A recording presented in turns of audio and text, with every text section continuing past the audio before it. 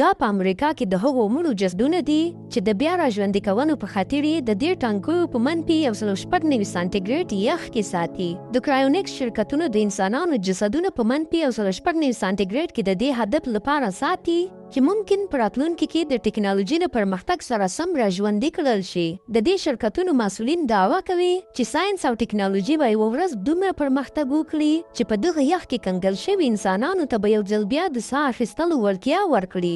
د دوی په باور کې څه هم اوس د بیا ژوندي کولو هیڅ ډول علمي شواهد نشته، خو راتلونکي کې ممکن ناممکنې دروازې خلاصې کړل شي. د کرایوجینیک پروسې له مخې کله چې یو شخص مړ شي، جسد یې په څو دقیقو کې ځانګړو ټیمونو ته سپارل کېږي. هغوی لومړی د مړي بدن کنګل کوي، بیا یې وینه له رګونو څخه وباسي او په بدل کې رګونه د ځانګړو کیمیاوي موادو څخه ډکوي چې د نایتروجن مایع څخه ډک وي ساتل کېږي. په دغو ټانکیو کې تر شاوخوا سلګونو کلونو پورې د انسان بدن داسې کنګل ساتل کېږي چې د تودوخې سره هیڅ تماس نه لري، چې د یو جسد د ساتنو بیه تر سلګونو زرو ډالرو پورې رسیږي. او له همدې امله دا پروسه د یوې لویې سوداګرۍ بڼه هم لري.